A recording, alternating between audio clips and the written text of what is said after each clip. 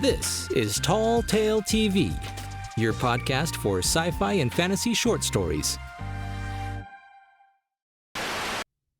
Sylvania Avenue, written by Melissa R. Mendelson, narrated by Chris Herron. Soft moans wrestled against the bedroom sheets, bodies entwined, melting into the other. Sweat and ecstasy rolled like waves crashing across bliss, and goosebumps were the cool chill kissing flesh. The moans and cries rose higher, building toward the break, but before the moment could come, her screams killed the dream. Barry threw his headset onto the floor. He lied on his bed, soaked in sweat. His body vibrated and shook, and he was not done. He just needed one moment, one more moment. But she had to scream. And now that moment was lost, and he was frustrated. And she was quiet. Then he realized that she was standing by his bedroom door. "I couldn't sleep," she said. "I thought I heard gunfire." That was years ago." Barry pulled his covers over him, feeling exposed. "That was the Great Blackout, when they were going floor by floor, remember?" He held her stare, knowing that no one was home. "How about you go back to bed?" "I want ice cream." And she walked toward the kitchen. "Mom, it's only..." Barry glanced at the wall, and red digital numbers flashed 6 a.m. "Come on, the sun isn't even up yet." Barry threw the covers aside and pulled on a pair of gray sweatpants. Then he threw a black t-shirt over his chest. "Mom, wait." "It's not garbage day," a robotic voice said. "We do not take the recyclables today." Barry ran over to the apartment door. He found his mother standing there, still in her nightgown, holding a black garbage bag out toward the guard. She didn't understand what the guard was telling her. Instead, she was fishing through the garbage, pulling out plastic bottles and offering them to the robotic man instead. "Is your mother not well?" the guard asked Barry. "She's confused," and Barry pulled his mother away from the door. "I will need to report that." "No, it's fine. She's fine. She's just a little confused." "Does she know what day it is?" "I told you that she is fine," and Barry slammed the door shut in his face. "Damn it, Mom! If they know, then you know what will happen to you." "Ice cream?" His mother still held the black garbage bag in her hands. "Yes, ice cream." And Barry took the garbage bag away from her. "Ozzy, 2 bowls of Rocky Road ice cream, please." "Ready," a robotic voice said. "Who is that?" Barry's mother whispered to him. "Ozzy. He takes care of us. He maintains the apartment, the lights, the air that we breathe." "They're going to gas us," his mother cried. "No, Mom, they don't do that anymore. Remember?" His mother started to cry. "Come on, your ice cream is waiting." And Barry led her to the kitchen. "We're okay, okay? We're fine as long as we don't leave the apartment." "I want to open the window. I need some air." And Barry's mother walked over to the window. She tried to open the window, but it was sealed shut. "It won't open!" she exclaimed. "That's because it's sealed, Mom. There were too many jumpers in the beginning, so they sealed the windows. All of them."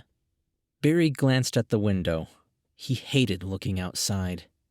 "Come on, ice cream, remember?" "They're going to gas us!" And his mother started to cry again.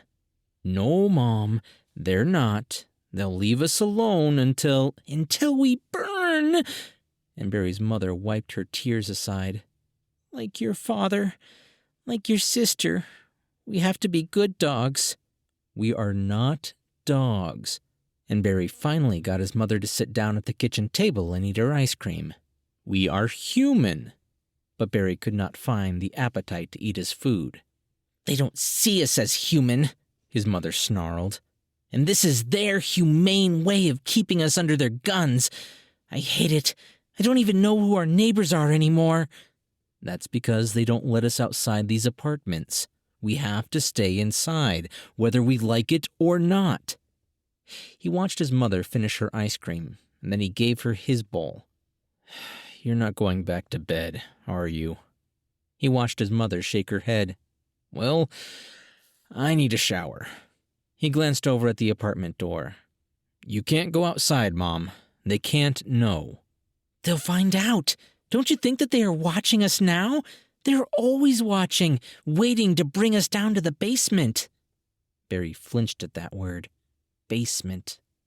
It used to never be a dirty word, but sometimes the air would not smell so fresh. The stench of the dead, the burnt, would creep upward and out through the vents to remind them all that death was just a push of a button.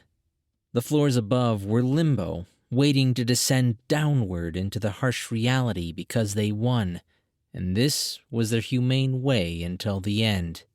"Do you want to watch television for a while?" Barry finally said, trying to push the bile back down. "Mom? TV?" "Okay." And she gave him a small smile. It had been too long since he saw something like a smile on her face. "Maybe a game later?" "Yeah. My friend should be online later. Ozzy, television." And a spidery web emerged from the ceiling. It flickered into life, displaying fiery protests and policemen shooting into the mob. Then the screen flickered into an ugly orange flag draped over the American eagle. He was going to speak to his people, not them. "Turn off the news. Let's watch something funny." And then Barry remembered that most of the comedians were executed. Something stupid. And a reality program started. He watched his mother smile again and race towards the screen so that she could watch some woman talk about how wonderful her life was. "I'll find something better to watch, but I need to shower first." "Okay," his mother said. "Okay." And Barry kissed her on the cheek. He walked toward the bathroom door and turned on the lights. "Ozzy, run me a shower. Cold, but not too cold." He glanced at his mother. "Mom?" "Yes, Barry?" "You're going to stay inside, right?" "Right." And she returned to watching the television screen. Barry closed the bathroom door behind him. He held his breath and then punched the wall next to him. He walked over to the sink and washed his face. He gripped the sink with his hands and looked up at the mirror. He cursed at his reflection for the tears in his eyes. Those tears could not save her, and neither could he. But he was trying. He was trying really hard, but it was a losing battle.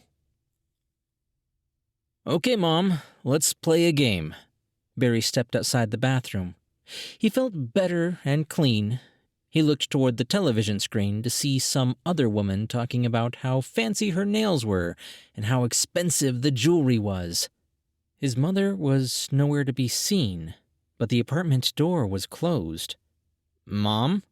And Barry looked in her room. She was not there. "Mom?"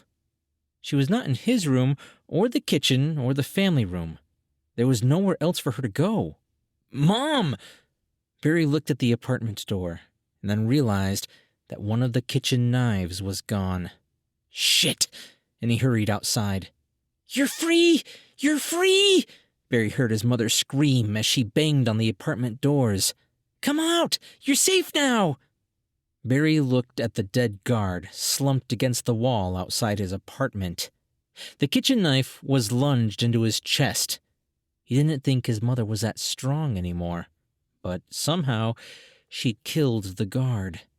Now she was trying to free the neighbors, and even if she succeeded, there were 20 floors below them, and there were 20 guards, and then there was the basement. Barry again flinched at that word. "Mom, stop!" Barry grabbed her by the arm. "We have to get back inside the apartment." He heard the chime of the elevator. They were coming up. When one guard went down, the rest snapped into red alert, and they were coming for them. "We have to get inside now. Come on!" "But they're safe. They can go outside now." "The world turned against us, Mom. He turned them against us. We have to get inside." Barry knew they were running out of time. Come on! He finally got her to the apartment door. Can you get your father for me? I think he's downstairs. His mother stepped into the apartment. He might be lost. She wrung her hands together. Could you get him? Yeah. Barry glanced over his shoulder and saw the elevator doors opening. I'll get him. And he kissed his mother on the cheek. What was that for? I love you. I love you too, Barry. Ozzy? Yes, Barry? Lock the apartment door and give my mother whatever she needs. I'll see you soon, Mom. Bye, Barry. And she watched him close the apartment door. Barry pulled the kitchen knife out of the guard. He held it tightly in his hand. He watched the elevator doors open wide, and the guards poured inside with their eyes shining red. He waited until they were inches away, and then he dropped the knife to the floor, and the guards grabbed him and dragged him into the elevator. Barry was surrounded, squeezed in between their harsh metal. He saw one jagged finger push the button. B.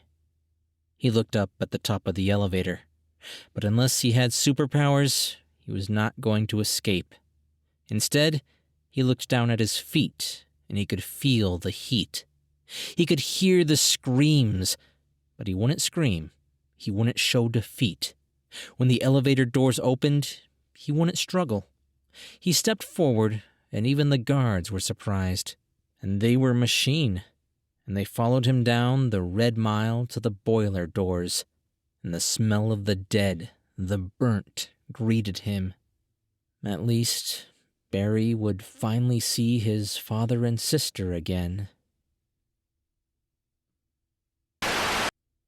Melissa R. Mendelson is mostly a horror and science fiction author. She is also a writer on Medium, and this short story can be found on that website. Hey guys, I hope you liked that story. Melissa's actually been showing up on Tall Tale TV for a while now, so I'll leave a link in the description to where you can find her other stories. And before you go, make sure to subscribe. This show is available on YouTube, Facebook, and just about every podcast app available. I'm Chris Herron, and that's it for today's Tall Tale TV.